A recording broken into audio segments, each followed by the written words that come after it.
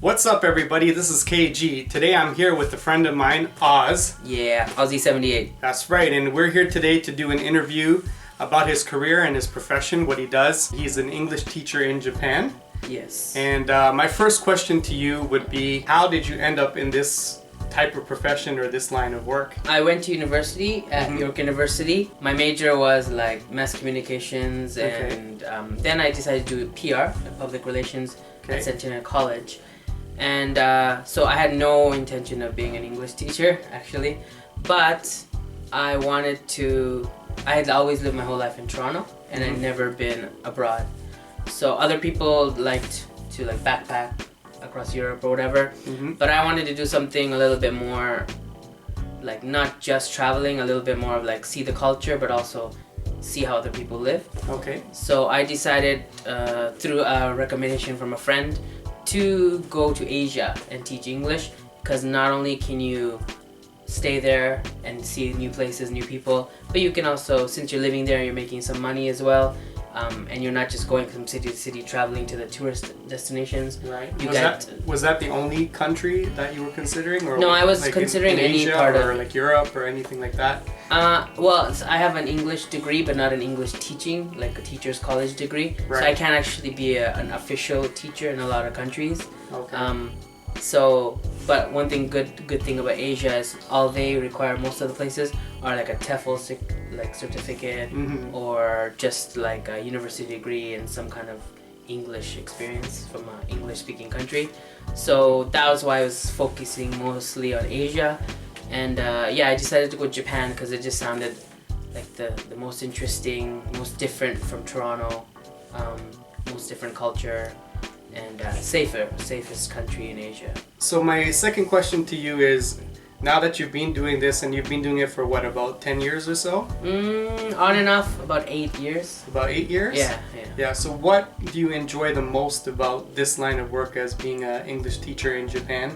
What is the best thing about being an English teacher, and why have you been doing it for such a long time?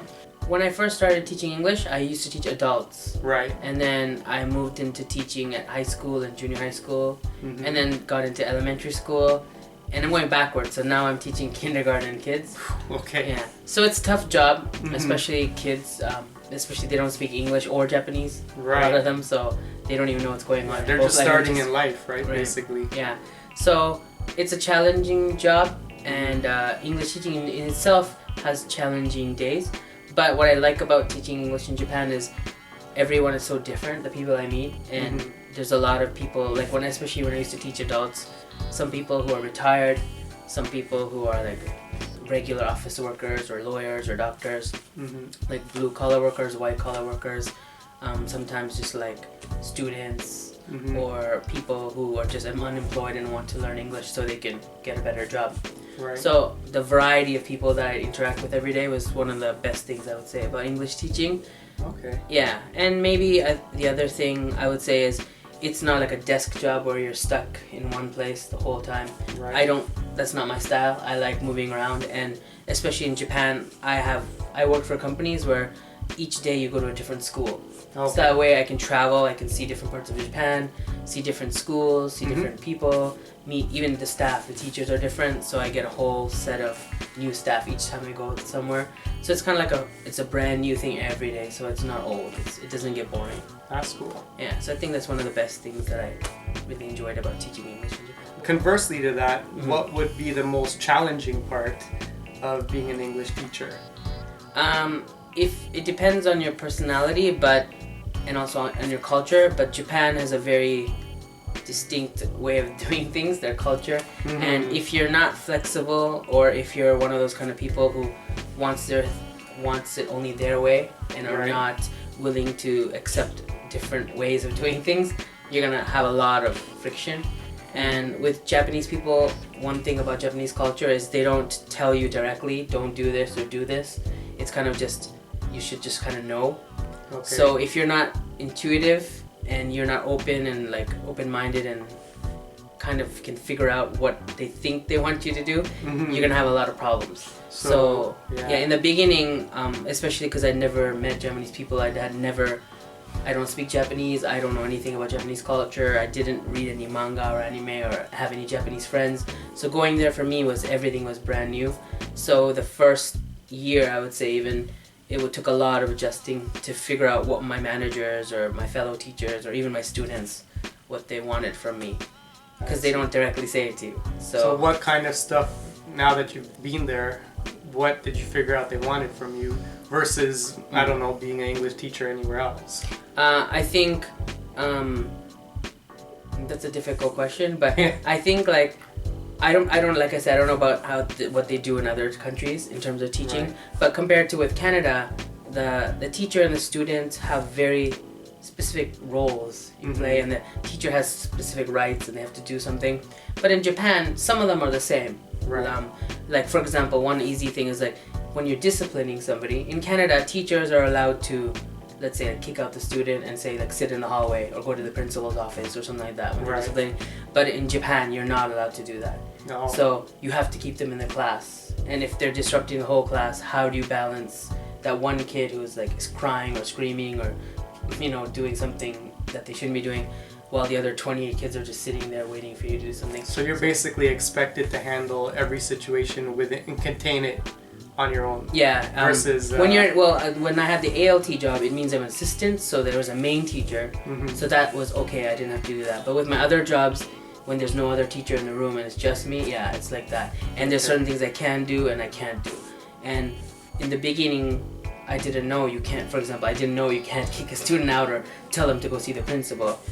Whereas, and then I found out later, oops, I'm not supposed to do that.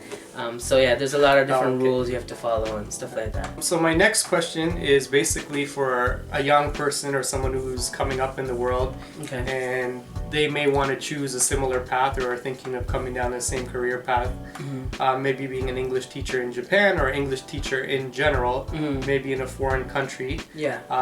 What advice would you have for them regarding being an English teacher or how to become an English teacher?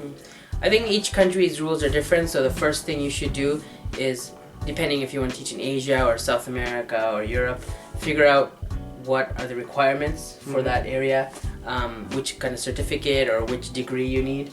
For example, in terms of Asia, you just need a university degree. So even if you have a college degree, like a 2-year or 3-year degree, you might not be able to get a visa to teach. So for example, for Japan, you definitely need a 4-year visa. So stuff like that, a 4-year degree, a university degree. Otherwise, you can't get a visa to teach.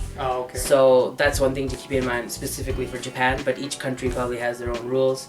So probably definitely research what certification you need, what certificates or what degree you need to get the job. That's the first thing I would recommend you have to do. The next step would be, if possible, if you're going to a country where the English is not the main language, which is probably because you're being an English teacher, that'll be the case. Try to at least learn a little bit of the culture and language. I didn't do that, and I found the first year was really tough for me.